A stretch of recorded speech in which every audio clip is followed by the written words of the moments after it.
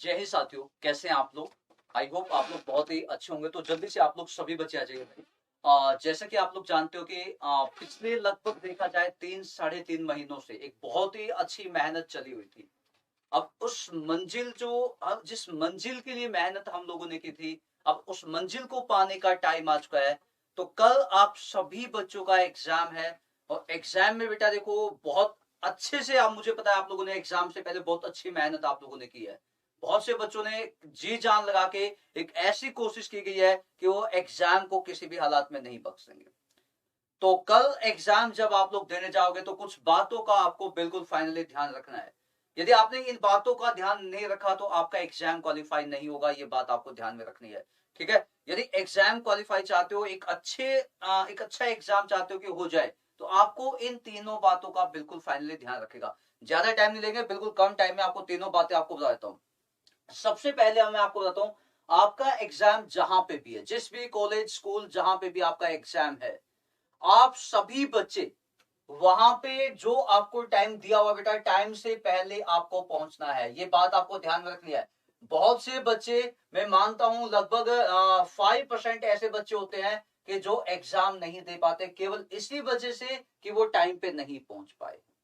तो सबसे पहले आपको टाइम से पहले पहुंचना है। जो टाइम आपका गिवन है उससे पहले आप लोग वहां पहुंचिएगा। यदि आप 1 मिनट भी लेट हो तो आप एग्जाम नहीं दे पाओगे, क्योंकि मैं जीता जाता एग्जाम्पल हूं। जब मैंने सीजीएल मेंस का एग्जाम देने के लिए दिल्ली में ओखला में गया था, तो भाई केवल 2 मिनट आपका लेट हुआ था। दो भी नहीं था कि आपका 1 ही मिनट लेट हो, लेकिन वहां पे गेट लगा दिया गया था, एग्जाम नहीं देने दिया गया था। तो 1 मिनट भी आप लेट नहीं हो गए, क्योंकि आपने ऐसी मेहनत की है कि यदि किसी वजह से ऐसा हो गया कि हम लोग लेट हो गए तो एग्जाम नहीं दे पाओगे, उसका दुख बहुत बड़ा होगा, ठीक है। तो सभी को एग्जाम देने जब जाओगे तो टाइम से पहले आप लोगों को वहां पे पहुंचना है।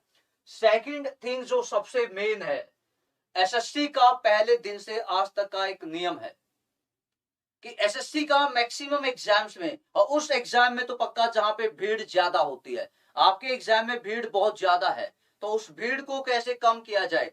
आपके एग्जाम में पहले 5 या 6 या 10 क्वेश्चन ऐसे होंगे जिनका लेवल कम या ज्यादा हो सकता है, जिनका लेवल एक कंफ्यूजिंग लेवल हो सकता है। मतलब आप उसमें पजल हो सकते हो, आपको लगेगा कि ये टॉपिक तो मुझे बहुत अच्छे से आता है, बट ये क्वेश्चन क्यों नहीं निकला, इस क्वेश्चन में क्या गलती हो गई, मुझसे ये क्वेश्चन क्यों नहीं बन पाया। मतलब कुछ ऐसे क्वेश्चन होंगे जो आपके गलत हो सकते हैं, कुछ ऐसे क्वेश्चन होंगे जिनमें बहुत ज्यादा कंफ्यूजन होगा। तो आपको उनको ज्यादा टाइम नहीं देना है। जो क्वेश्चन आपका गलत भी हो गया, मान लिया गलत हो गया, तो टेंशन नहीं लेनी है। आपको ये नहीं सोचना है कि यार मुझे पहला ही क्वेश्चन नहीं आता है, कि आप कंफ्यूज हो जाओ, पजल्ड हो जाओ, ऐसा मत सोचेगा। एक पॉजिटिव उसमें एग्जाम दीजिएगा। कोई बात नहीं, मैं कहता हूं यदि पहले 10 क्वेश्चन भी आपके गलत हो गए, तब भी आपके पास 90 क्वेश्चन होंगे, और 90 क्वेश्चन में से भी आप लोग 90 मार्क्स ले सकते हो, ठीक है। तो इसलिए आपको कंफ्यूज बिल्कुल भी किसी भी कीमत पे नहीं होना है। और एक क्वेश्चन नहीं आया तो एक क्वेश्चन आने न आने से आपका एग्जाम का सिलेक्शन डिसाइड नहीं होगा, ठीक है। आपको बस एक पॉजिटिव वे में 100 के 100 क्वेश्चन को पढ़ के, अच्छे से पढ़ के उनको टिक करके आना है। Second thing. थर्ड आपकी क्या है, ऑप्शन को अच्छे से टिक कीजिएगा।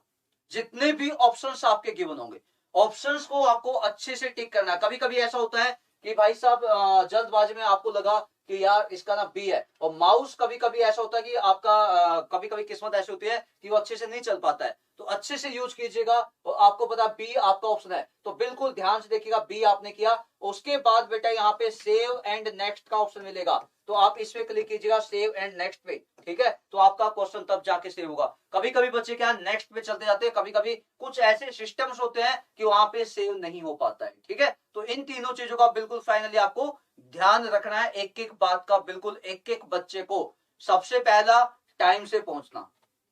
सेकंड आपका क्या है, कोई क्वेश्चन गलत होता है तो कंफ्यूजन नहीं होना चाहिए, पजल्ड नहीं होना है, दुखी मत होना, अच्छे वे में, कॉन्फिडेंस में कि भाई साहब मुझे एग्जाम आता है, मैं निकाल के आज एग्जाम को जाऊंगा।